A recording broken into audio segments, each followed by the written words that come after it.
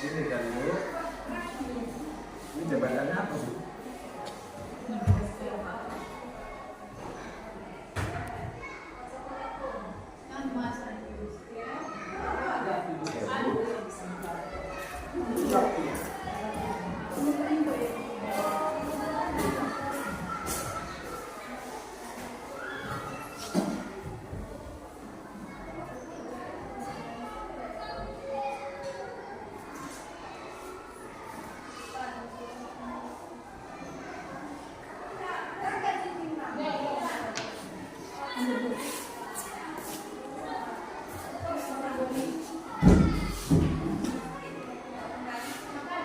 Subhanahu wa ta'ala.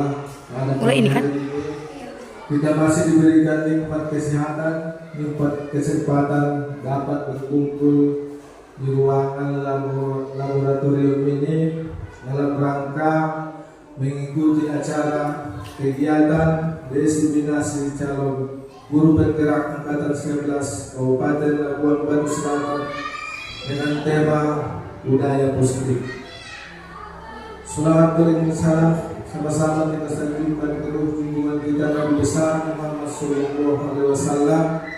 Mudah-mudahan kita telah mendapat syafaatnya di kemudian hari.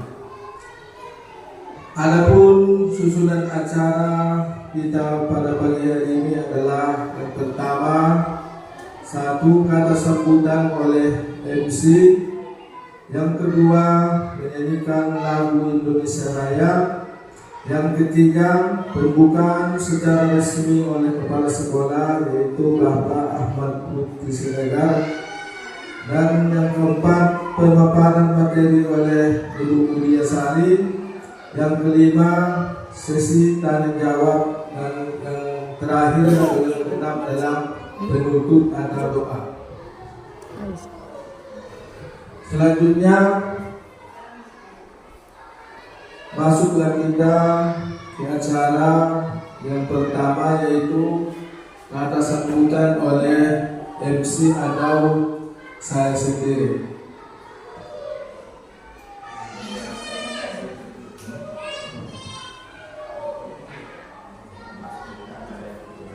Selanjutnya masuk kita ke acara yang kedua, yaitu menyanyikan lagu Indonesia Raya.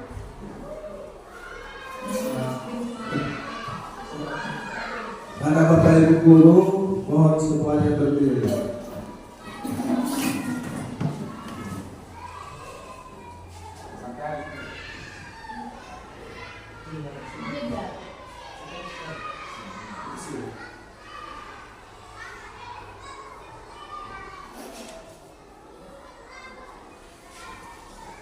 Hiduplah Indonesia Raya.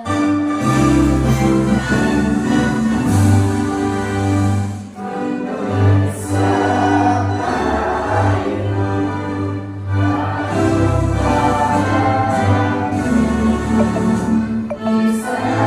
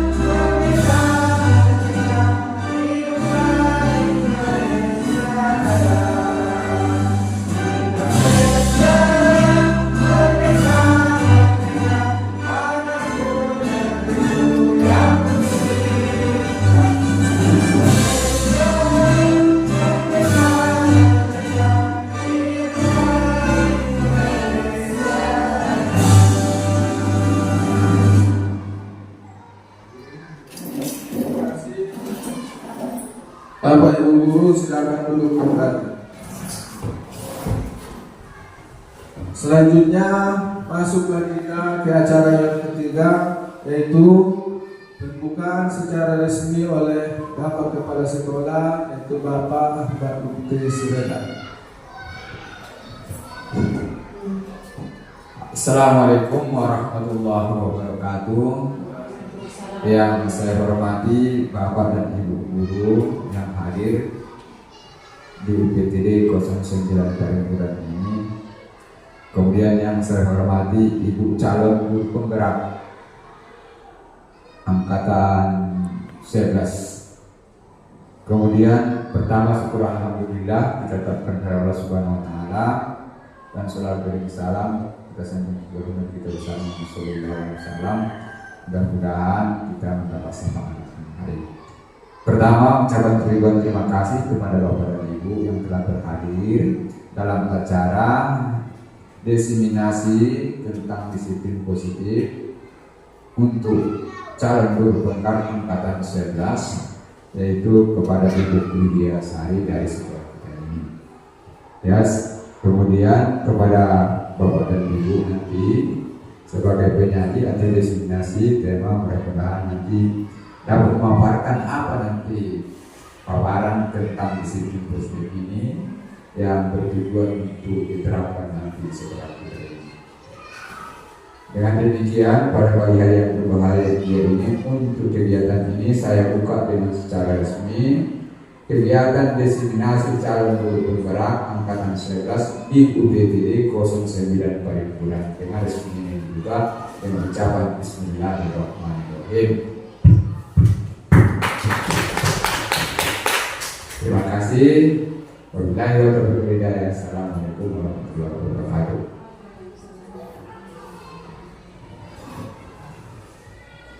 Terima kasih kepada Bapak Kepala Sekolah yang telah membuka kegiatan diseminasi calon guru penggerak angkatan 11 Kabupaten Labuan Batu Selatan dengan tema budaya positif.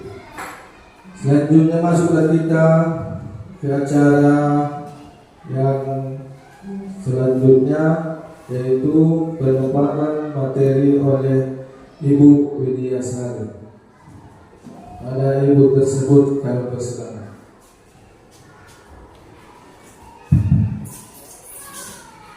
Assalamualaikum warahmatullahi wabarakatuh. Sebelum saya memulai, saya akan membacakan pantunnya Bapak Ibu. Nanti satu baris Ibu bilang cakep, gitu ya. Ada pemburu menangkap itik. Buah pepaya enak dikonsumsi.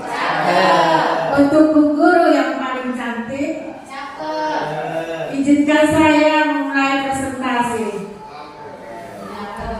Nah Bapak Ibu, saya sebelumnya mengucapkan puji syukur kehadirat Allah Subhanahu wa taala, Tuhan yang Maha Kuasa yang telah memberi kita nikmat kesehatan, kesempatan serta keselamatan sehingga kita dapat berkumpul dalam kegiatan diseminasi dengan tema budaya positif. Serta selamat beriringkan salam kita hadiahkan kepada Habibah junjungan Nabi kita Muhammad SAW yang mana beliau telah mengantarkan kita kebahagiaan di dunia dan di akhirat kelak. Amin amin ya rabbal alamin. Yang terhormat Bapak Kepala Sekolah SDN 09 Parengkuran dan yang saya hormati Ibu Bapak Guru yang hadir dalam kegiatan diseminasi budaya positif.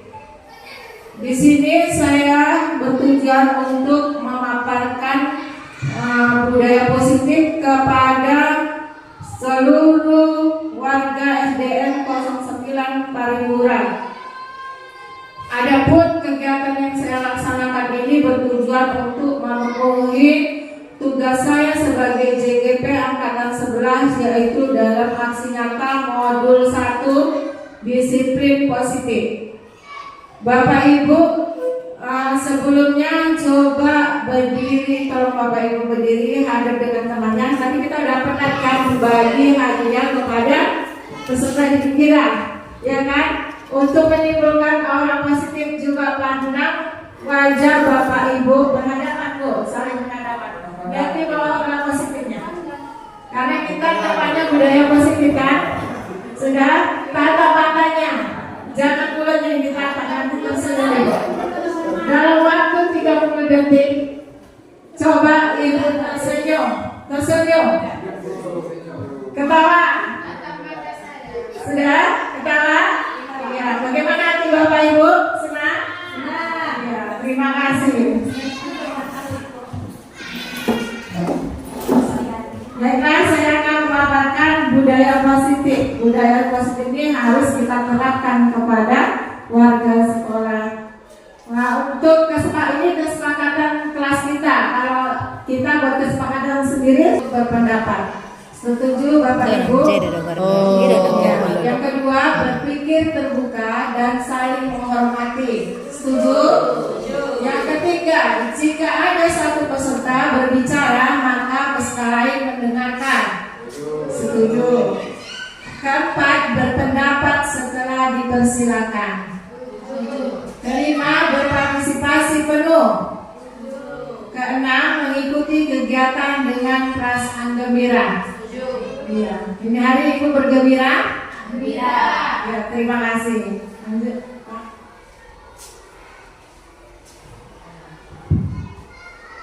Ini pertanyaan pemantik ya, Bapak Ibu menjawab setuju atau tidak setuju. Ini belum mendapat paparan dari materi. Yang pertama adalah hukuman dapat mendisiplinkan anak. Setuju atau tidak setuju? Tidak. Coba itu namanya setuju. Yang tidak setuju? Ya. Lebih banyak yang tidak setuju. Kemudian yang kedua, pemberian hukuman dengan hal positif seperti membaca atau membersihkan halaman sekolah dapat meningkatkan disiplin anak. Setuju atau tidak setuju? Setuju. Yang ketiga, memberi penghargaan dapat meningkatkan motivasi belajar anak. Setuju. Sudah? Next Pak. Setelah Bapak Ibu mengetahui paparan materi ini, Ibu akan mengetahui nanti jawaban pemantik tersebut. Apakah setuju atau tidak setuju? Materi yang saya sampaikan yang pertama adalah disiplin positif dan nilai-nilai kebajikan universal. Yang kedua, teori motivasi, hukuman dan penghargaan restitusi. Yang ketiga adalah keyakinan kelas. Yang keempat, kebutuhan dasar manusia. Yang kelima, restitusi 5 posisi kontrol. Yang keenam, restitusi segitiga restitusi. Next. Yang pertama adalah disiplin positif dan nilai kebajikan universal. Kalau yang dikatakan disiplin positif, Bapak Ibu, apa sih maksudnya disiplin positif itu? Ada Bapak Ibu yang mengetahui? Ada yang mau berpendapat Bapak Ibu? Disiplin positif. Disiplin itu apa? Disiplin positif itu adalah sesuatu atau hal-hal atau kegiatan yang berkaitan dengan nilai-nilai positif atau nilai-nilai kebajikan universal. Ini ada kegiatan perubahan paradigma, yaitu kegiatan kepalan tangan. Ibu dengan kawan sebangku, Bu, tolong pindah biar ada kawannya ya. Bapak Ibu cari kawannya.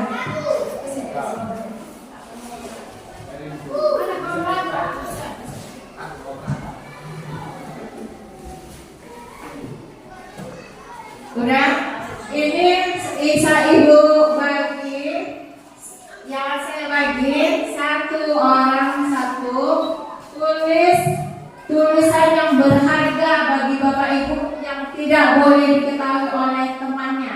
Kemudian temannya berusaha membuka kepalan tangan itu dengan berbagai cara, bisa dengan membujuk, mengancam, menghadik, merayu, menyuap, apa saja. Yang penting bisa terbuka. Silakan Bapak Ibu, saya bagi tempat sini, tuliskan sesuatu yang berharga.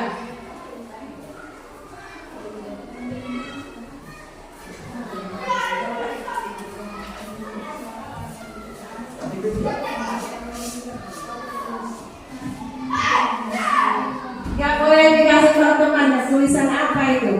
Biar penasaran teman sebelahnya. Apa? Satu orang Pak. Satu orang yang membuka kepalan tangan tersebut.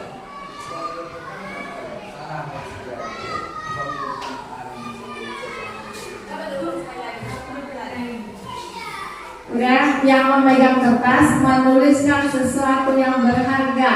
Sesuatu yang berharga itu dipertahankan supaya teman-teman sebelah tidak mengetahui tulisan apa itu. Ya, dia tidak mengenal tulisan apa, tapi teman sebelahnya penasaran ingin membuka apa sih yang ditulis itu, berusaha dengan cara mendidik, membujuk, menghardik supaya kalau suatu nggak tahu kata Pak merayu pun nggak apa-apa, Bapak Ibu boleh merayunya. Jadi kalau kepala sekolahnya nanti meminta Kasih aja gitu. kasih aja nanti ya, ya. Iya, tergantung diri sendiri. Ya, iya, pertahankan.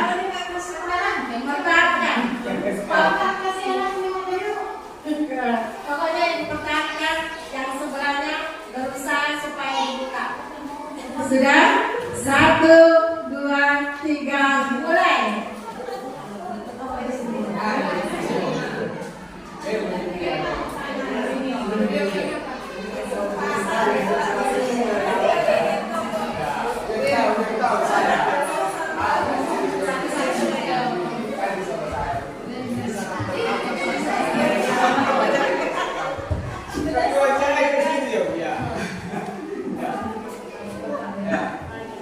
Ini yang Bapak tulis tolong presentasi sama saya karena ini sesuatu yang berharga tentunya boleh diberikan sama orang. Jadi mereka itu berikan bersama saya dan tahu saya ini apa ini? Ini adalah sesuatu yang berharga bagi saya. Saya tidak mengasih tahu sama orang lain. Tolonglah, karena itu mungkin berguna juga sama saya kan. Jadi kalau berguna sama Bapak sama saya itu berguna sama ini. Tolong ya, ini saya berikan ini ya, berikanlah sama saya ini. Aduh panjang.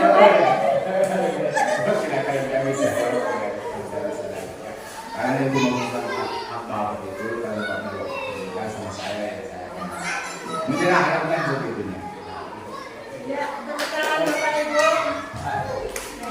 Ada yang sudah berhasil merayu tempatnya? Tidak ada. Lanjut Pak. Ini pertanyaannya ya. Apakah Anda atau B membuka kepala tangan Anda? Mengapa? Apa alasan Anda B membuka kepala tangan Anda? Yang kedua, apakah Anda atau B menutup kepala tangan Anda? Mengapa? Apa alasan Anda atau B tetap menutup kepala tangan Anda? Yang ketiga, dalam kegiatan ini sesungguhnya siapa yang memegang kendali atau kontrol untuk membuka atau menutup kepala tangan Anda? Pertanyaan ke-1, 2 itu adalah diri kita. Apakah ini kita mau membuka atau menutup? Ya kan, diri kita. Kemudian yang ketiga juga itu adalah kendalinya adalah kontrol diri kita. Apakah membuka atau menutup? Itu tergantung sama diri kita. Begitu juga dengan murid, ya kan? Murid itu mempunyai misalnya kalau dia mau berbuat seperti ini itu tergantung pada diri sendiri ya. Lanjut Pak, next. Kemudian perubahan paradigma teori kontrol atau teori pilihan ilustrasi kontrol. Ilusi guru mengontrol murid. Bagaimana Bapak Ibu ini? Ilusi guru mengontrol murid. Kita selama ini mengontrol murid kan? Kita suruh anak membuang sampah, jangan ribut, jangan Bapak Ibu kan? Kemudian ilusi bahwa kritik dan membuat orang merasa bersalah dapat menguatkan karakter. Ketika anak kita marahi, kita hukum, itu akan membentuk suatu karakter. Apakah karakter itu akan baik atau buruk? Kemudian ilusi bahwa semua penguatan positif, efektif, dan bermanfaat. Kalau apa yang kita berikan dengan cara penguatan positif akan bermanfaat bagi siswa kita. Kemudian ilusi bahwa orang dewasa memiliki hak untuk memaksa. Next, Pak. Next. Di sini sudah tertera bagian disiplin positif mengenai teori counter atau teori pilihan menurut Dr. William Glasser ya. Terdiri dari Anda tidak bisa mengontrol orang lain, hanya Anda yang bisa mengontrol diri Anda. Kemudian semua perilaku memiliki tujuan. Kemudian model berpikir menang-menang, kolaborasi dan konsensus menciptakan pilihan-pilihan baru. Kemudian realitas kebutuhan kita berbeda. Kita berusaha memahami pandangan orang lain tentang dunia. Setiap orang memiliki gambaran yang berbeda-beda. Next, Pak. Apakah makna disiplin? Menurut Bapak Ibu, apa makna disiplin? Pendapat sendiri Bapak Ibu. Kalau di layar fokus adalah makna disiplin itu artinya adalah belajar ya. Disiplin diri membuat orang menggali potensinya menuju sebuah tujuan. Apa yang dihargai. Kemudian namun dalam budaya kita, makna kata disiplin telah berubah menjadi sesuatu yang dilakukan seseorang pada orang lain untuk mendapatkan kepatuhan. Kecenderungan umum adalah menghubungkan kata disiplin dengan ketidaknyamanan, bukan dengan apa yang kita hargai atau pencapaian suatu tujuan yang mulia. Ini yang menurut PTT disiplin, makna disiplin. Next, Pak. Kemudian kalau kita membuat suatu keyakinan haruslah mengandung nilai-nilai kebajikan universal. Yang mencakup kebajikan secara keseluruhan adalah dengan profil pelajar Pancasila. Profil pelajar Pancasila itu terdiri dari beriman, bertakwa kepada Tuhan Yang Maha Esa dan berakhlak mulia. Yang kedua apa Bapak Ibu? Mandiri. Yang ketiga menolak kritis. Keempat berkegiatan global. Yang ketiga bergotong royong. Keenam kreatif. Teori motivasi, hukuman dan penghargaan atau restitusi. Teori motivasi. Motivasi apa Bapak Ibu? Masuk motivasi. Iya, dorongan untuk melakukan sesuatu, baik itu perilaku positif atau negatif. Itu tergantung pada diri kita. Teori motivasi perilaku manusia ini terdiri dari motivasi eksternal. Ini yang timbul untuk menghindari ketidaknyamanan atau hukuman. Apa yang akan terjadi apabila saya tidak melakukannya? Motivasi internal ini contohnya Bapak Ibu, misalnya Bapak Ibu datang tepat waktu, misalnya kan. Tapi bukan karena dalam dirinya, tapi karena misalnya dia dipandang kepala sekolah aku disiplin. Berarti kan itu berdasarkan dari eksternal, dari luar dirinya ya, untuk menghindari ketidaknyamanan, untuk dinilai atau diimbal atau imbalan. Misalnya setelah pulang sekolah nanti aku akan melaksanakan kegiatan tambahan buat murid supaya aku mendapat imbalan atau tambahan dari kepala sekolah. Nah itu berarti bukan motivasi, bukan dari dirinya, itu termasuk motivasi eksternal. Tapi kalau dengan dirinya atau motivasi internal itu adalah untuk menghargai diri sendiri. Kalau kita melakukan atau misalnya datang tepat waktu, itu karena niat dari diri sendiri, bukan karena siapa-siapa, itu adalah motivasi internal. Eksternal.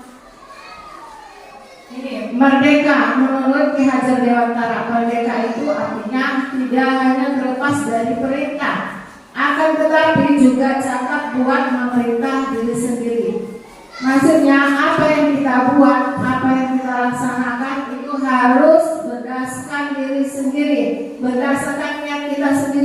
bukan berdasarkan perintah orang lain, bukan berdasarkan imbalan atau pujian dari orang lain, tapi timbul dari diri kita. Next one. Dihukum oleh penghargaan, bahwa penghargaan berlaku sama dengan hukuman, dalam arti meminta atau membujuk seseorang melakukan sesuatu untuk memenuhi suatu tujuan tertentu dari orang yang meminta atau membujuk, dorongan eksternal, dan akan ada faktor ketergantungan. Beberapa dampak dari pemberian penghargaan menurut Alfrikan 1993. Ini terdiri dari pengaruh jangka pendek dan jangka panjang. Kemudian penghargaan mengukur, penghargaan kurang ketepatan, penghargaan tidak efektif, dan penghargaan merusak hubungan. Next, Pak. Supaya tidak tegak, mari kita ice breathing. Apa artinya es? Es itu artinya dingin. Kemudian setelah dingin mencair. Break itu artinya pecah, ya kan? Kepala kita yang penat akan mencair. Berdiri Bapak Ibu. Minta tolong berdiri. Ya. Kemudian tangan satu, yang satu. Ya. Ibu, saya akan bercerita, ya. Ketika saya sebut nama Eli, tangkap jari telunjuk tangannya. Ketika saya menyebutkan Eli, ya Eli, ya. Pada depan. Siapa yang menang? Eli, ya Eli. Setiap saya mengucapkan nama Eli, tangkap jari telunjuk tangannya. Nah, dengar Bapak Ibu, di suatu desa hiduplah suatu keluarga yang sederhana. Kemudian keluarga itu memiliki anak kembar 4. Yang pertama bernama Ella, kedua Eli. Ayo, sana menang.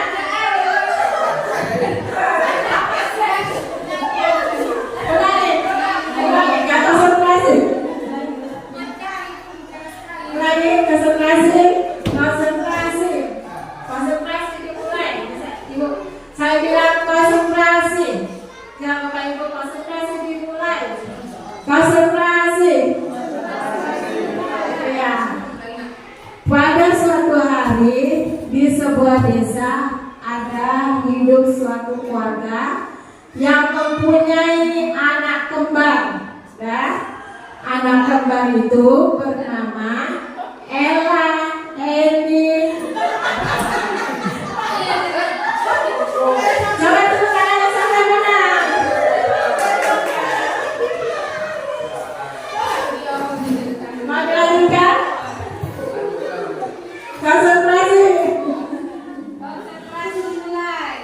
Pada suatu hari, karena kehidupan yang susah, si Ella merantau. Kemudian si Eli menangis.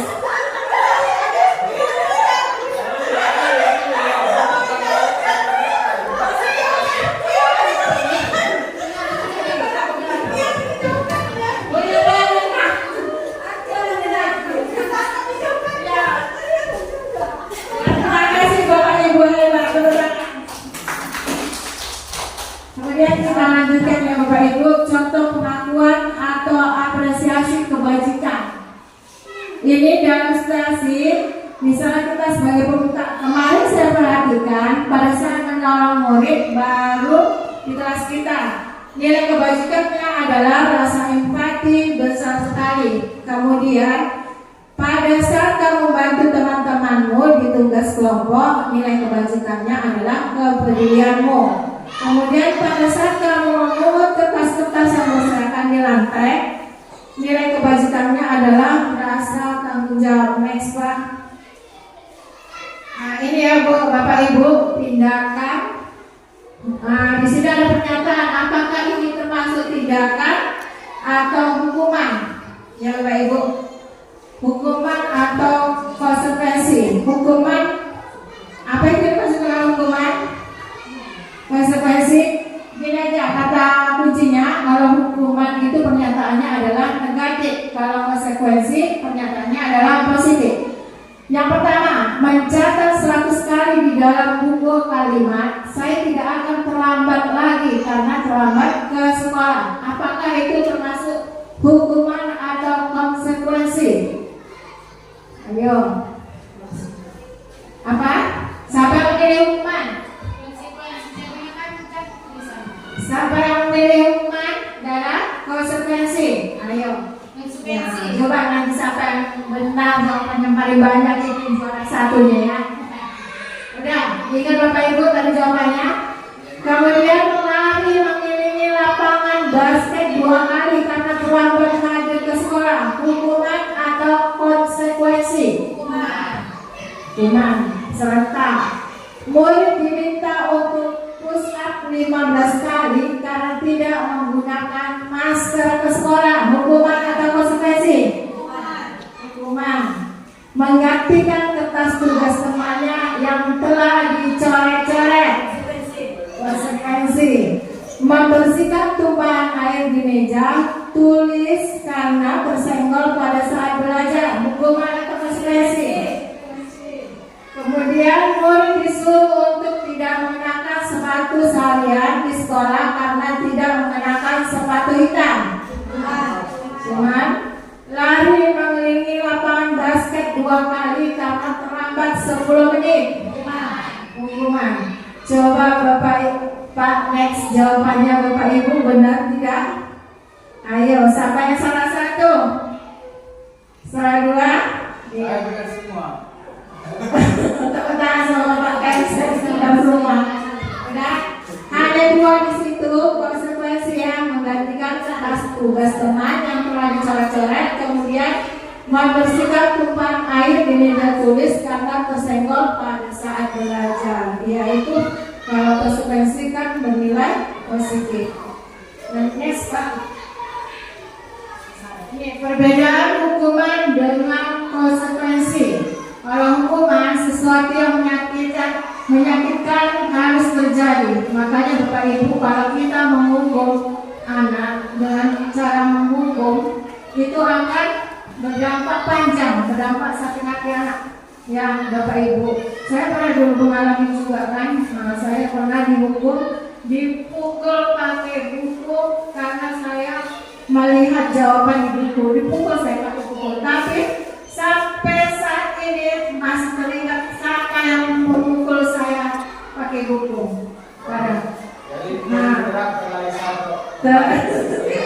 ya setelah pelajaran ini tidak lagi diterapkan dengan hukumannya Bapak Ibu. Nanti kita, posisi kontrol kita nanti kita akan bahas posisi kontrol kita sebagai apa yang cocok untuk mengubah perilaku anak menjadi perilaku yang positif. Kemudian membuat anak sakit atau fisik maupun hati untuk jangka waktu lama. Ini hukumannya. Kalau konsekuensi membuat anak merasa tidak nyaman dalam jangka waktu pendek. Hanya sebentar aja jika mereka membersihkan tinta yang tumpah, lalu mereka bertanggung jawab membersihkan, itu dampaknya hanya sebentar saja hilang. Hanya itu ya. Kemudian anak membenci kedisiplinan. Untuk hukumannya, konsekuensi anak menghargai kedisiplinan. Kemudian hukuman paksaan, kemudian stimulus tanggapan, kemudian hukuman mendorong anak menyakiti diri sendiri. Kemudian konsekuensi mendorong anak agar mudah menyesuaikan diri. Kemudian konsep diri yang buruk, kemudian konsep diri yang baik untuk konsekuensi. Kemudian hukuman, anak belajar untuk menyembunyikan kesalahan. Konsekuensi, anak belajar untuk mematuhi peraturan. Kemudian hukuman, marah, rasa bersalah, dipermalukan, merasa tidak dihargai. Inilah perasaan anak jika kita menghukum anak. Kemudian untuk konsekuensi kehilangan hak dibuat tidak nyaman diasingkan untuk sementara. Ini adalah perbedaan dari hukuman dan konsekuensi. Next. Apa itu restitusi? Baru dengar Bapak Ibu ini kan kosakata baru. Restitusi. Restitusi ini adalah proses menciptakan kondisi bagi murid untuk memperbaiki kesalahan mereka, sehingga mereka bisa kembali pada kelompok mereka dengan karakter yang lebih kuat. Restitusi juga merupakan proses kolaboratif yang mengajarkan murid untuk mencari solusi untuk masalah mereka dan membantu murid berpikir tentang orang seperti apa yang mereka inginkan menjadi tujuan yang mulia dan bagaimana mereka harus memperlakukan orang lain. Kita menyelesaikan masalah anak itu dengan cara restitusi yang lebih bagus. Nanti kita paparkan lagi. Next Pak. Ini ya, identitas gagal itu termasuk hukuman.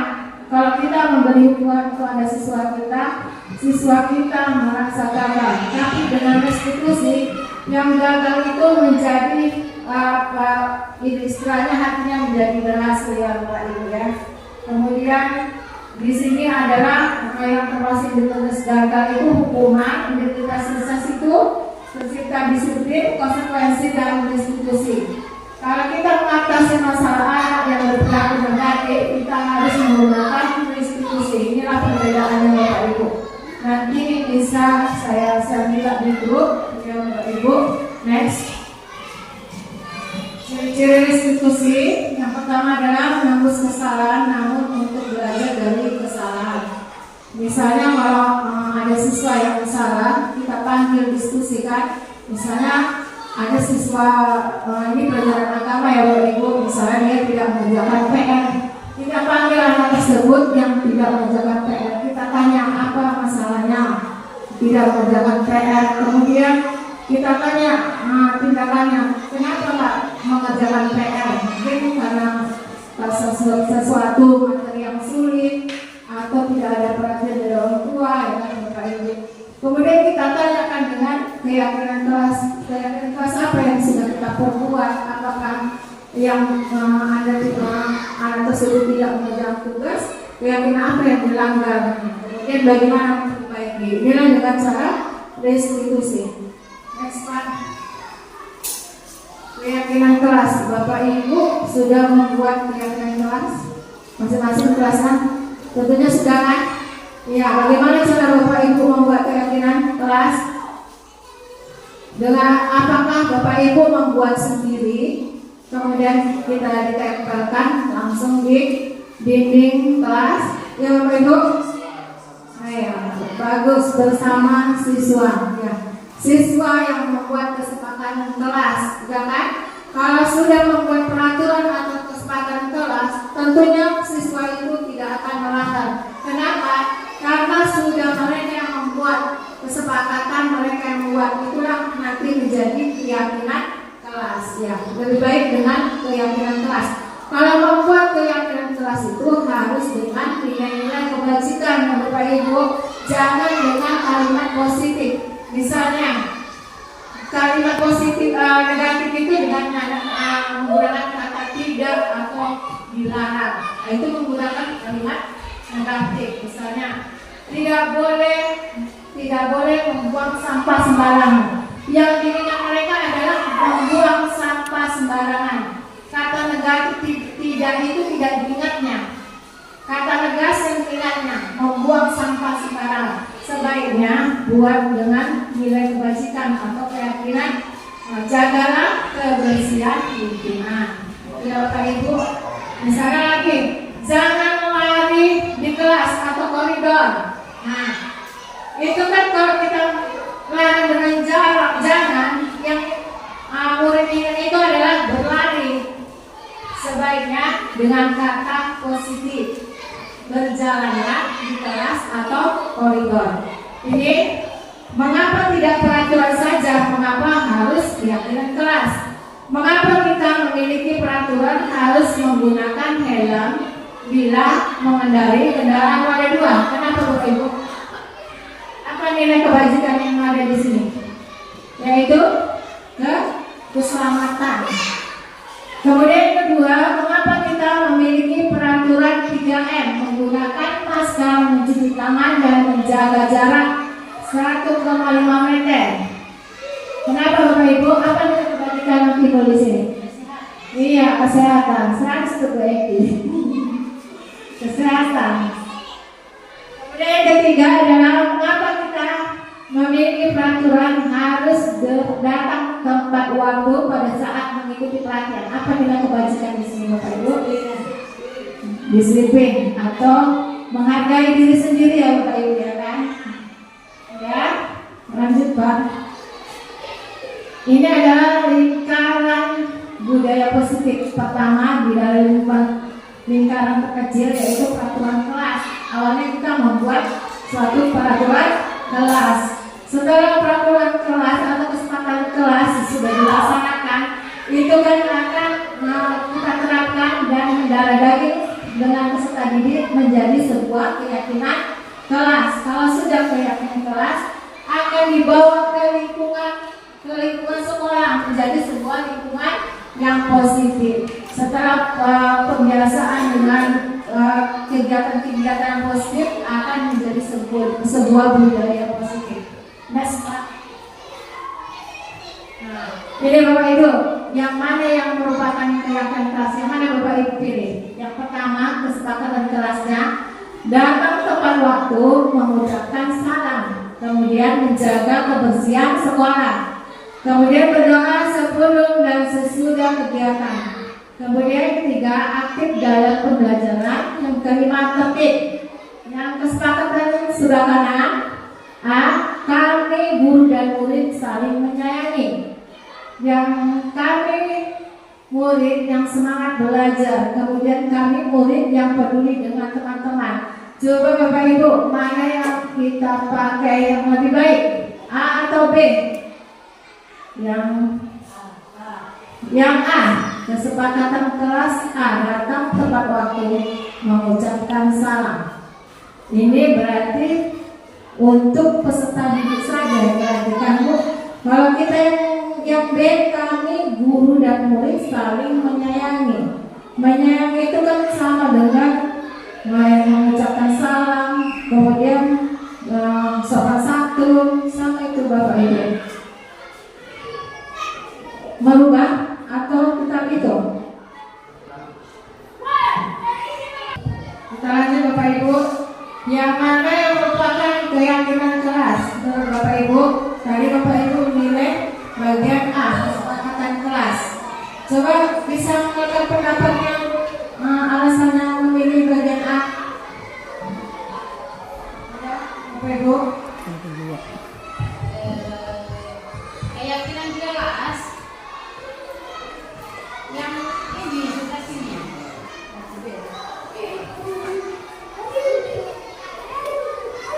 Tadi kan disiplin positifnya kan, kalau dia kesepakatan keyakinan kelas itu tidak ada mengandung disiplin negatif, contohnya tidak boleh jangan gitu kan. Tapi di situ semuanya sama-sama, tidak ada di situ kata yang negatif.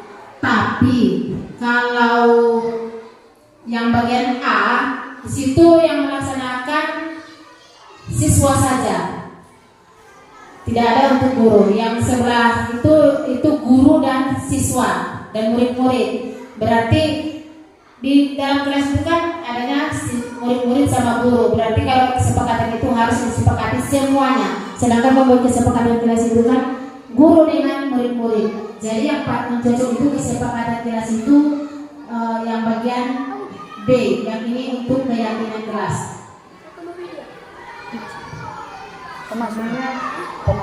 Sebenarnya ini buat alasan dengan Bu Epi itu sudah benar, tapi lebih tepatnya yang kesepakatan kelas itu di posisi yang A, yang kedua adalah keyakinan kelas. Karena sudah dibuat peraturan atau kesepakatan kelas, otomatis itu merupakan keyakinan kita sebagai guru dan murid. Ya kan Bapak Ibu, kita buat dengan kami guru dan murid yang saling menyayangi. Berarti ada di situ nilai kebajikan, yaitu saling menyayangi. Sudah Bapak Ibu, ada lagi yang mau bertanya atau menjawab dari kesalahan klasik kita ini? Next Pak. Next. Nah, ini Bapak Ibu, keyakinan kelas itu tadi kan mencakup profil pelajar Pancasila yang nilai kebajikan itu banyak Bapak Ibu. Saling menghormati, saling menghargai, peduli, komitmen, keselamatan. Di sini ada di kolom ini, coba Bapak Ibu tuliskan dengan keyakinan kelas atau nilai kebajikan apa yang ada di peraturan ini. Selalu kembali buku ke tempatnya. Apa nilai kebajikannya, Bapak Ibu? Apa Bapak Ibu?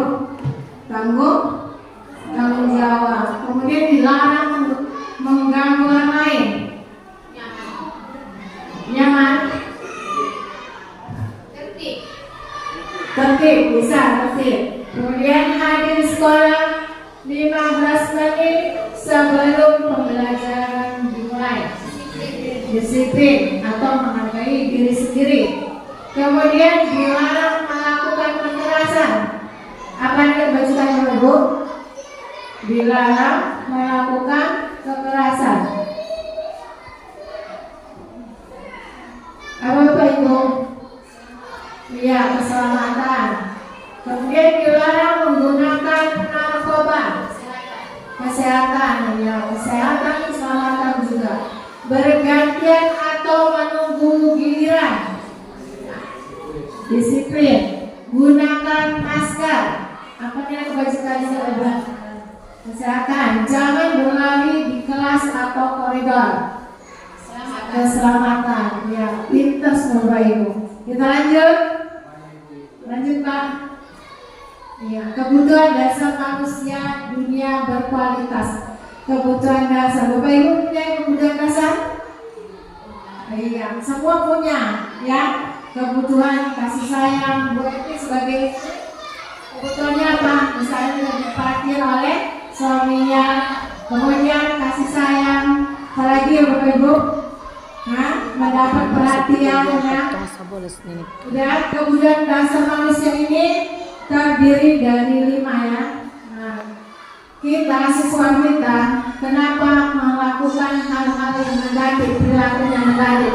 Karena tidak terpenuhinya kebutuhan dasar mereka. Kebutuhan dasar mereka itu terdiri dari bertahan hidup, kemudian kasih sayang, penguasaan, kebebasan, dan kesenangan. Yang paling utama adalah kebutuhan apa Bapak Ibu? Kasih sayang. Yang paling pertama yang harus kita penuhi yaitu bertahan hidup. Yang di tengah, nah itulah mengontrol sama kebutuhan dasar. Kalau terpenuhi kebutuhan bertahan hidup, dia akan timbul dengan kasih sayang, perasaan, kebebasan, dan kesenangan. Lanjut Bapak Ibu. Ini ya, ini jawabannya. Kebutuhan bertahan hidup adalah kebutuhan yang bersifat psikologis untuk bertahan hidup, misalnya kesehatan, rumah, dan makanan. Kemudian kasih sayang dan rasa diterima. Kebutuhan ini, 3 kebutuhan berikutnya adalah kebutuhan psikologis. Kebutuhan untuk disayangi, diterima, meliputi kebutuhan akan hubungan dan koneksi sosial, kebutuhan untuk memberi, menerima kasih sayang, dan kebutuhan untuk merasa menjadi bagian dari suatu kelompok. Kemudian penguasaan. Kebutuhan ini berhubungan dengan kekuatan mencapai sesuatu. Kemudian keempat, kebebasan. Kebutuhannya bebas adalah kebutuhan akan kemandirian, otonomi, memiliki pilihan dan mampu. Kemudian kesenangan. Kebutuhan akan kesenangan adalah kebutuhan untuk mencari kesenangan, bermain, tertawa. Bayangkan hidup tanpa kenikmatan apapun betapa menyenangkan. Bapak Ibu di dalam kelas kan anak-anak kita berperilaku ya kan berlaku yang ada positif, ada yang negatif. Perilaku yang negatif ini kemungkinan ada kebutuhan dasar yang tidak terpenuhi, misalnya murid di dalam kelas tidur. Nah, berarti kebutuhan dasar apa yang tidak terpenuhi? Kebutuhan dasar apa, Ibu? Kebebasan, ya, karena dia bosan dengan yang kita berikan pembelajaran dengan cara itu aja. Maunya kita sebagai guru harus memberi pembelajaran yang bervariasi biar anak tidak bosan. Ya Bapak Ibu, lanjut next. Di sini ada sebuah kasus Ibu Ambar, guru wali kelas 2A di SD Pelita. Sedang bingung menghadapi ulah salah satu murid di kelasnya. Udah beberapa anak di kelas 2A telah datang pada Bu Ambar dan mengeluh Doni. Dia bukan, menurut Anda kira-kira apa alasan Doni melakukan itu? Siapa yang melakukan pendapat Bapak Ibu?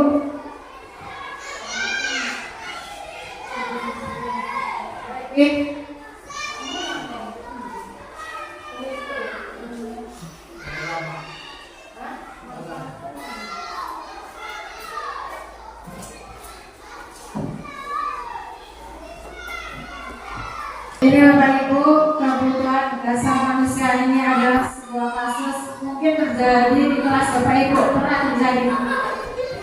Ibu Ambar, waktu kelas 2A di SD Pelita, sedang menghadapi ulah salah satu murid di kelasnya, Doni. Beberapa anak di kelas 2A telah datang pada Bu Ambar dan mengeluhkan Doni yang sering meminta bakal makan siang mereka dengan paksa. Jika Anda menghadapi situasi seperti Bu Ambar, apa yang Anda lakukan?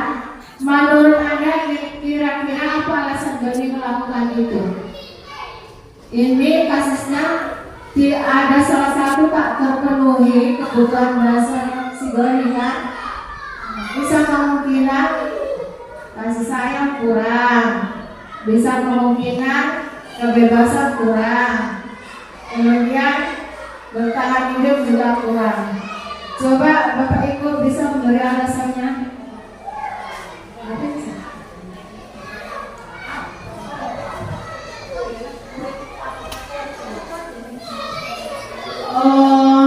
Jika saya menghadapi situasi seperti ini, saya akan memanggil si Doni kan dan menanyakan kenapa dia melakukan hal seperti itu.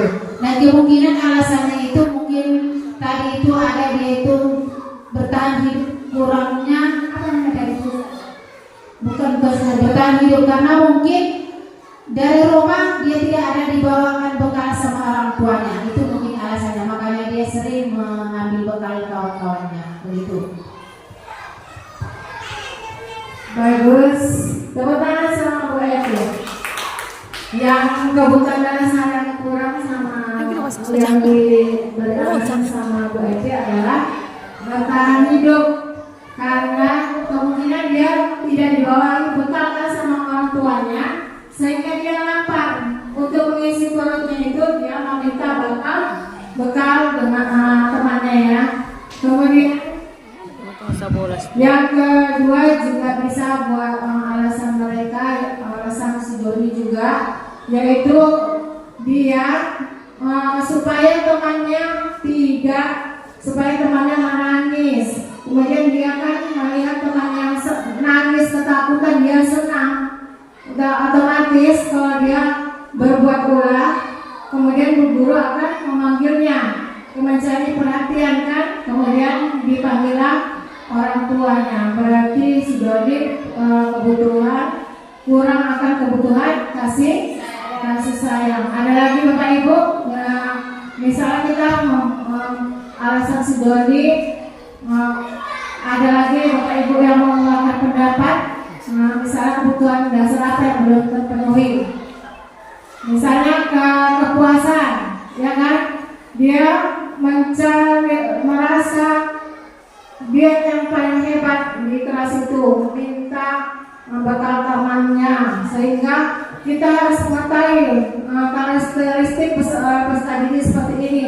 Makanya kita akan memberi jabatan dia sebagai ketua kelas. Banyak kemungkinan kebutuhan dasar Pak Doni yang tidak terpenuhi. Ada Bapak Ibu yang mau menambahkan lagi? Pak Marwan? Iya. Next. Ya, ini penjabarannya ya Bu. Misalnya tadi yang belum adalah kebebasan. Bila jawaban Doni dalam kasus di atas adalah bahwa dia merasa bosan dengan bakal makan dibawakan ibunya dari rumah karena ibunya selalu membawakan bekal yang sama.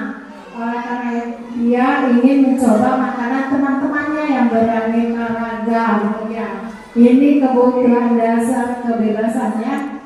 Kemudian tadi yang belum, kesenangan. Dalam kasus Doni menjawab bahwa ia melakukan karena iseng saja dan ia menikmati ekspresi wajah teman-temannya yang kesal karena diambil makanannya. Dan menurut dia ekspresi teman-temannya itu lucu, maka berarti Doni sedang berusaha memenuhi kebutuhannya akan kesenangan. Makanya Bapak Ibu, kalau murid kita berperilaku negatif berarti ada salah satu kebutuhan dasarnya tidak terpenuhi. Next.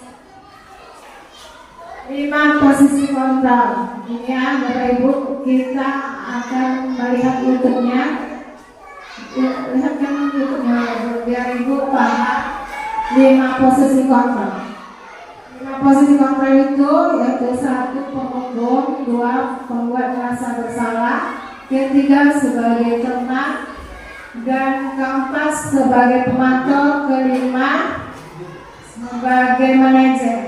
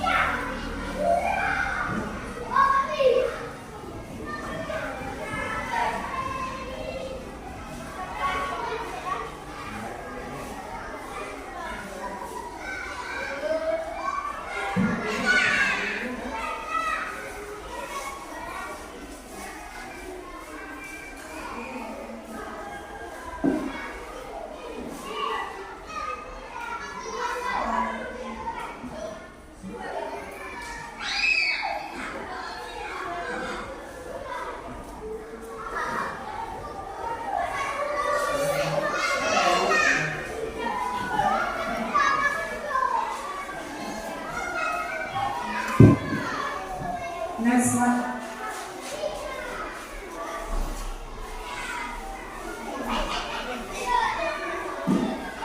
Dan ini 5 posisi kontrol yang harus dimiliki sebagai guru ya.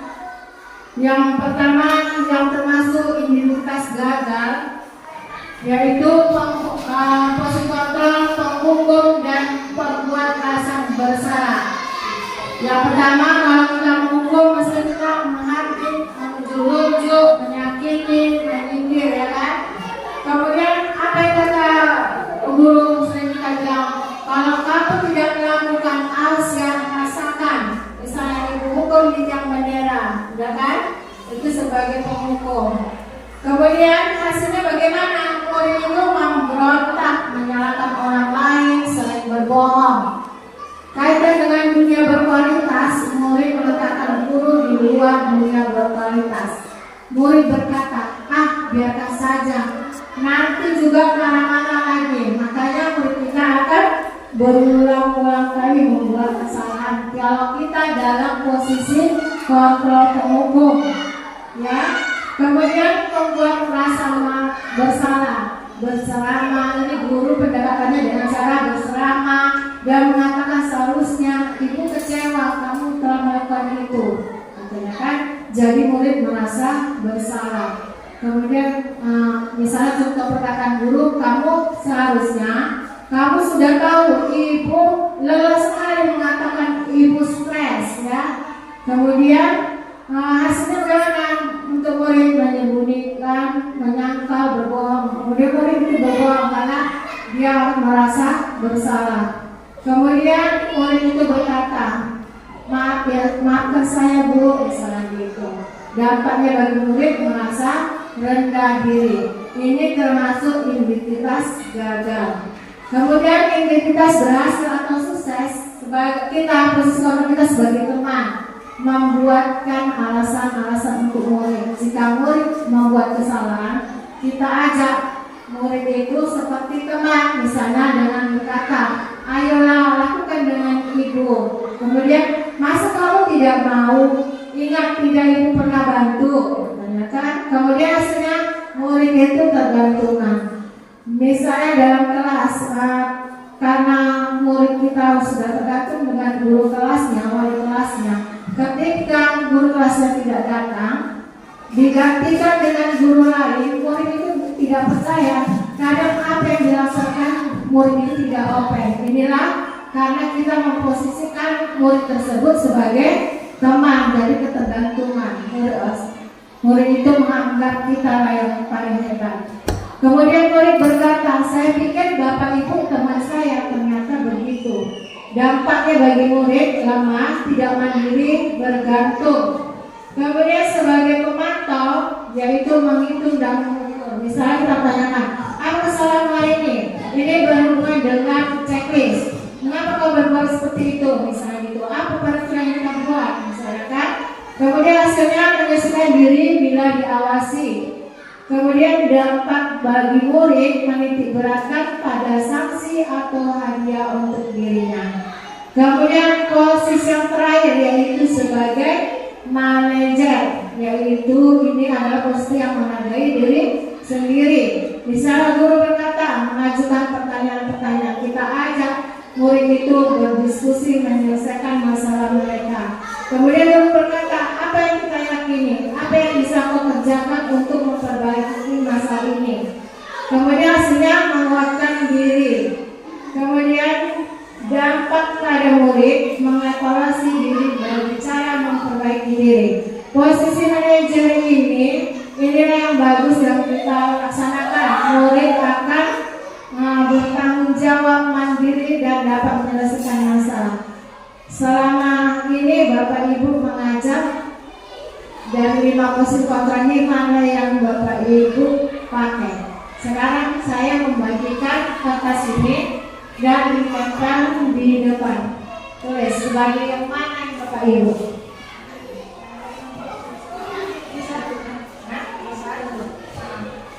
Tulis sebagai pengukur atau pembuat merasa bersalah, teman atau pemantau.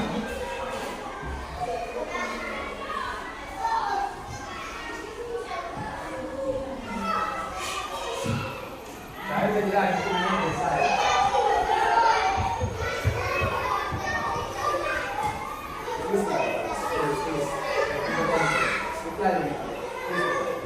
Yang jujur Bapak Ibu selama ini ya.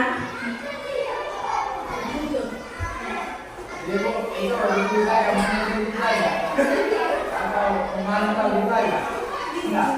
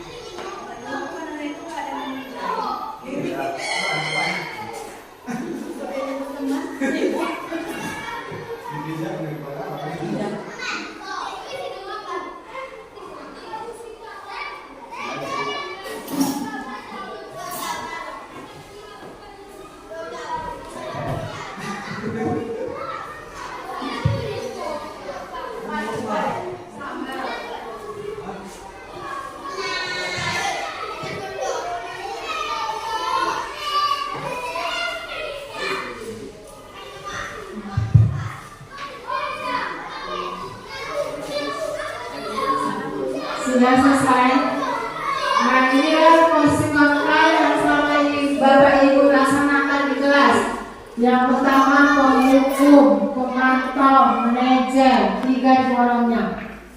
Yang kedua penghukum, yang ketiga penghukum, keempat teman, dan yang kelima teman. Tidak ada yang memilih posisi kontrol manajer. Untuk Bapak Ibu, sekarang kita merubah kita menghukum anak itu harus dengan posisi manajer. Anak kita ajak diskusi, kemudian kita tanya apa masalahnya, kemudian apa keyakinan kelas yang telah dibuat, kemudian jika keyakinan kelas dilakukan bagaimana dampaknya. Itulah posisi manajer. Bisa Bapak Ibu ditinggalkan? Bisa merubah manajer itu menjadi posisi yang manajer. Ya, kita membentuk peserta didik kita untuk berperilaku, membentuk karakter yang lebih positif lagi ya Bapak Ibu. Lanjut next.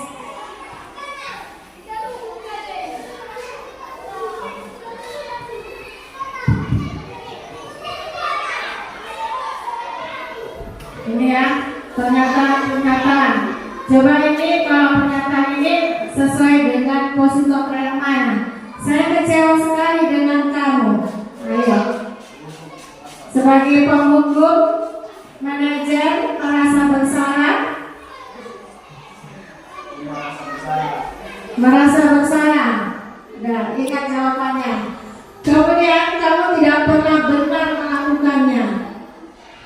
Posisi kamu namanya ini Bapak Ibu? Menghukum. Ayo lakukanlah demi ibu bapak. Sebagai apa nih? Posisi kamu sebagai teman. Kemudian yang ketiga, apakah kamu mau mendapatkan stiker di tangan ini? Posisi kamu yang mana Bapak Ibu? Hah? Pemantau. Ini Pak saya udah pergi. Bagaimana kamu bisa menyelesaikan masalah ini? Manajer. Kamu selalu paling terakhir. Sebagai kamu selalu yang paling keren. Merasa bersalah. Ya, next. Coba lihat jawabannya. Nah, sampai mana semua? Tepuk tangan. Saya kecewa sekali dengan kamu. Membuat merasa bersalah. Siapa jawaban tadi benar? Kemudian kamu tidak pernah benar melakukannya sebagai penghukum. Sama ini yang benar. Nomor 5. Kurangin poinnya. Kemudian ayo lakukan demi ibu bapak sebagai teman. Apakah kamu mendapat stiker di tangan ini? Memantau. Bagaimana kamu bisa menyelesaikan masalah ini? Manajer. Kamu selalu yang paling terakhir. Penghukum. Ya Bapak Ibu, supaya lega kita ice breaking. Jadi Bapak Ibu, pasal ada temannya.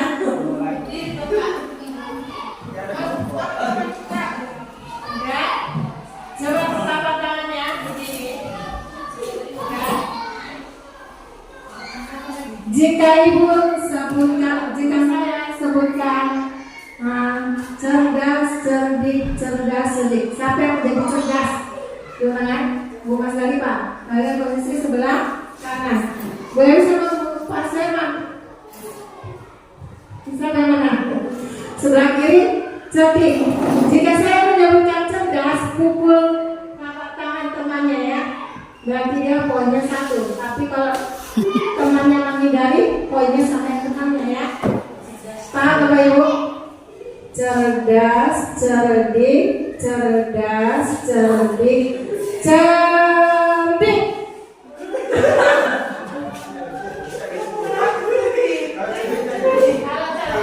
Kalau cerdik, cerdik yang mukul, cerdas menghindar, dia dapat poin. Kalau kena, berarti cerdik dapat poin, cerdas tidak. Kalau nggak kena, baru cerdas yang dapat. Cerdas, cerdik, cerdas, cerdik, cerdas. Sampai 2 poin 2. Sampai 2 poin 2. Belum ada. cerdik, cerdas, cerdik, cerdas.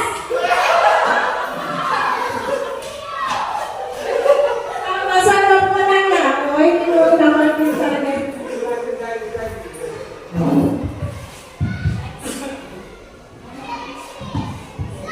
Next. Nah, ini segitiga restitusi inilah yang paling ampuh untuk mengatasi masalah peserta didik kita ya. Ini yang pertama adalah menstabilkan identitas, kedua validasi kebutuhan, ketiga menanyakan keyakinan. Menstabilkan identitas ini biasanya kita bawa murid ini, kita misalnya murid kita bermasalah kan, tadi yang saya contohkan kasus tidak mengerjakan tugas agama, kita panggil anak itu, kita tanya, menstabilkan identitas mereka. Tadi kamu punya masalah ya? Ya bu, masalahnya apa? Kita tanyakan ya kan, misalnya saya tidak mengerjakan tugas, kita akan memvalidasi tidak hal itu bukan masalah, semua orang membuat masalah ya, semua orang punya masalah. Kemudian yang posisi dari validasi kebutuhan itu, adakah cara yang lebih efektif untuk mendapatkan apa yang kamu butuhkan? Kamu tentu punya masalah. Kita tanya, kamu tentu punya masalah. Kenapa kamu tidak mengerjakan tugas? Mungkin alasannya kan banyak kan, karena mungkin soal agama sulit atau kamu nggak mengerti dengan materi ini bu, karena nggak ada yang membantu saya mengerjakan tugas misalnya kan.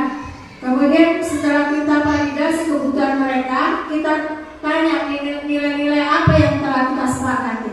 Kita tanya, kita kan sudah membuat keyakinan kelas, nilai apa yang kamu langgar. Kita tanya misalnya nilai tidak mengerjakan tugas di sekolah, harus mengerjakan tugas di sekolah, misalnya keyakinan mereka yang mereka buat. Setelah itu kita buat kasih sama anak itu bagaimana solusinya. Anak itu akan mengerti, saya tidak akan melanggar peraturan kelas itu dan saya akan meminta maaf kepada ibu agama. Itulah segitiga restitusi.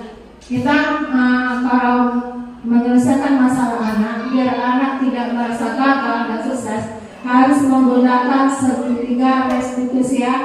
Yang pertama adalah menstabilkan identitas, yang kedua validasi kebutuhan, yang ketiga adalah menanyakan keyakinan. Next.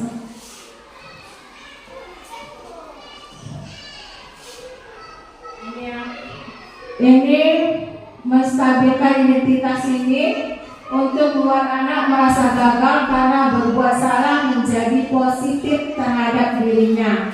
Biasanya guru berkata, berbuat salah itu hal yang manusiawi. Tidak ada manusia yang sempurna. Bapak Ibu juga punya buat salah. Kita pasti bisa menyelesaikan permasalahan ini. Bapak Ibu tidak tertarik untuk mencari tahu siapa yang benar. Kalau kita mau menyelesaikan masalah anak kita yang punya masalah, kita harus menstabilkan identitas dengan kata-kata begitu Bapak Ibu, yaitu berbuat salah itu hal yang manusiawi. Biar anak itu tidak merasa dirinya itu sebagai orang yang gagal atau mempunyai masalah. Next Pak. Kemudian validasi kebutuhan, membantu murid mengenal basic kebutuhan dasar yang ingin dipenuhinya. Ketika melakukan kesalahan itu, pada dasarnya setiap tindakan manusia tujuannya adalah memenuhi kebutuhan dasar. Apakah itu pemasangan, kebebasan, kesesuaian dan rasa diterima, kesenangan atau bertanggung. Guru berkata, kamu bisa saja kan melakukan yang lebih buruk, tapi kamu tidak melakukan. Kamu pasti punya alasan mengapa melakukannya. Kalau anak peserta didik kita punya masalah, kita akan memvalidasi kebutuhan dengan pertanyaan-pertanyaan seperti itu. Kamu pasti punya alasan mengapa melakukannya, sehingga anak mau menceritakan apa masalah dia. Next Pak.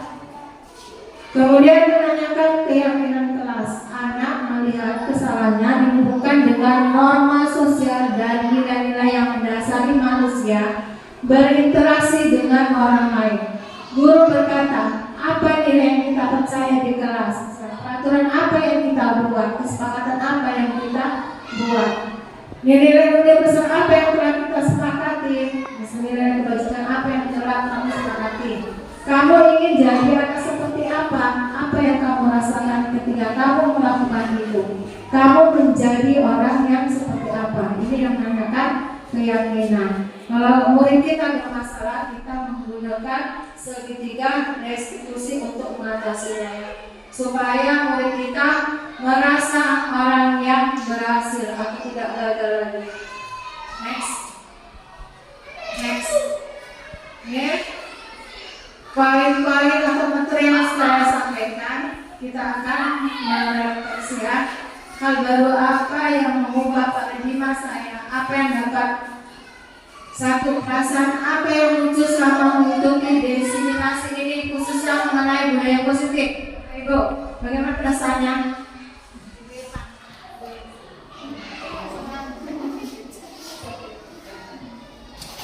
Yang mau mengatakan pendapat, Ibu Masda.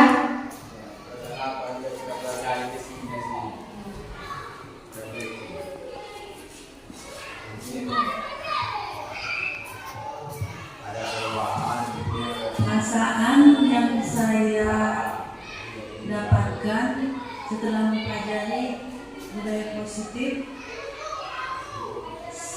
perasaan saya akan mengaplikasikannya di dalam kelas, diri sendiri dan dalam kelas. Hebat Bapak Ibu. Tepuk tangan untuk Mas Kalita. Kemudian yang kedua, peran Abang seperti apakah yang akan saya lakukan setelah mengikuti seminar ini?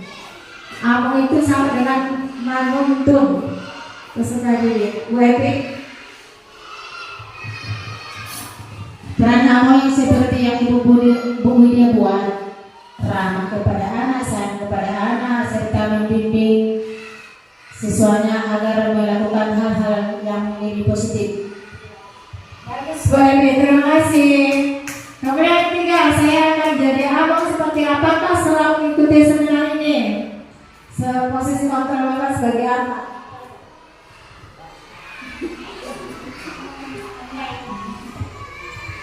Assalamualaikum warahmatullahi wabarakatuh.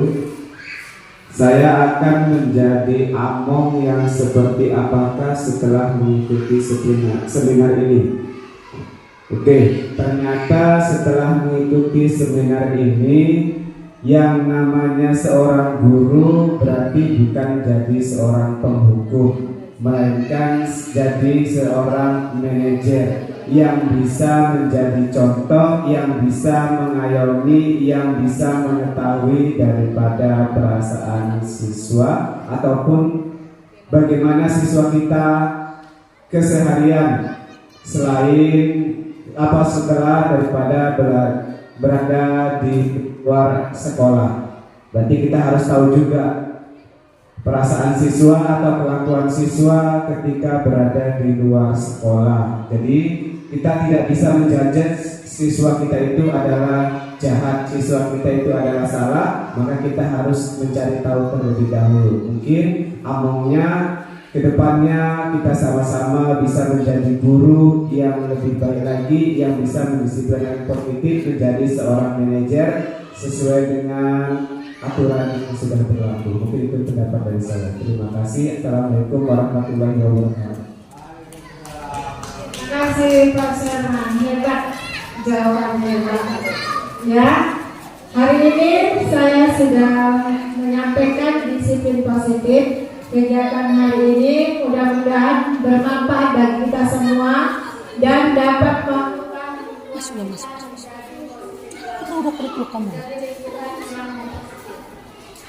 Saya sudahi wabillahi taufiq wal hidayah. Assalamualaikum warahmatullahi wabarakatuh. Saya tutup dulu ya dengan pantun. Biru laut seperti kolam. Masalahnya biru laut seperti kolam. Ikan paus pandai menyelam dari lubuk hati yang paling dalam.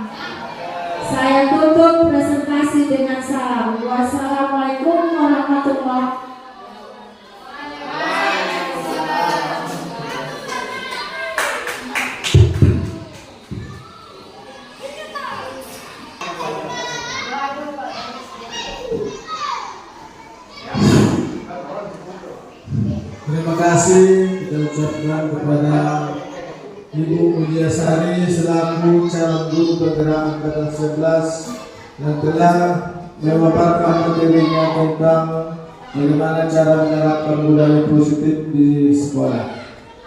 Seterusnya masukkan kita ke acara selanjutnya, yaitu sesi tanya jawab. Pada Bapak Ibu kami persilakan untuk melakukan sesi tanya jawab kepada Ibu tersebut. Terima kasih.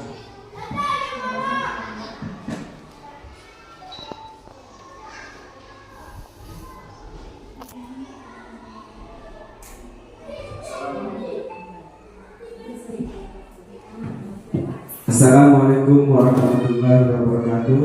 Sebelumnya terima kasih kepada MC yang mempercayakan saya untuk memberikan satu buah pertanyaan.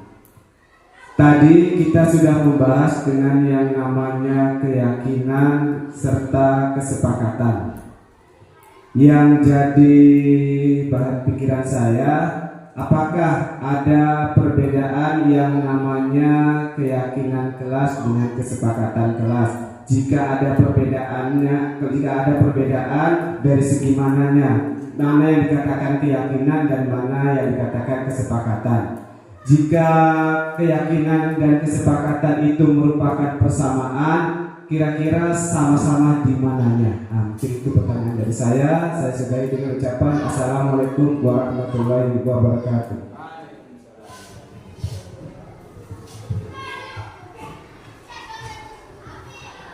Terima kasih kepada Pak Sarman yang telah memberi pertanyaan tentang apa sih perbedaan kesepakatan dengan peraturan, ya kan? Kalau misalnya persamaannya apa gitu kan Pak? Menurut saya yang saya pelajari bahwa kesepakatan itu sama dengan peraturan kelas kan Pak. Jadi kalau peraturan kelas itu dibuat bersama anak-anak, bersama guru, kemudian dituliskan untuk keyakinan itu adalah dari hati, bagaimana melaksanakan kesepakatan itu sehingga menjadi karakter peserta didik atau menjadi kebiasaan yang positif peserta didik. Kalau menurut saya persamaannya sama-sama harus mengikuti peraturan, baik itu kesepakatan atau keyakinan yang dirasakan oleh peserta didik. Terima kasih.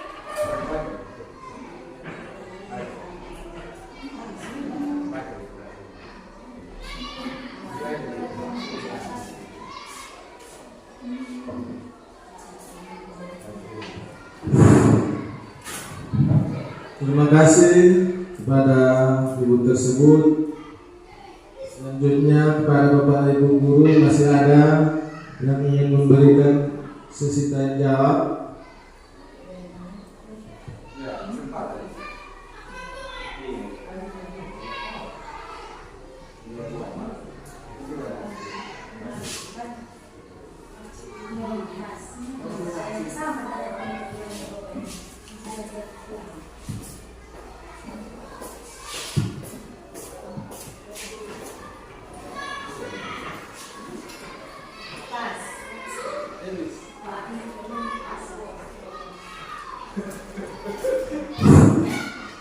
Terima kasih.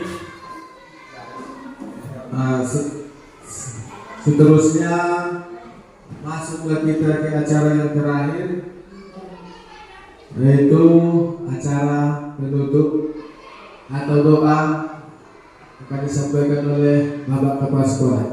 Terima kasih.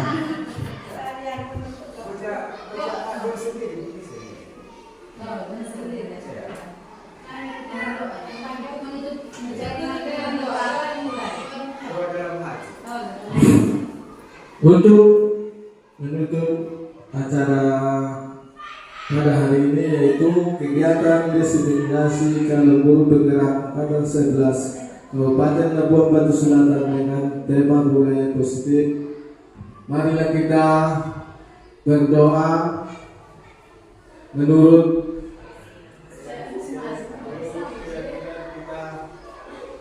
kasih. Berdoa dimulai.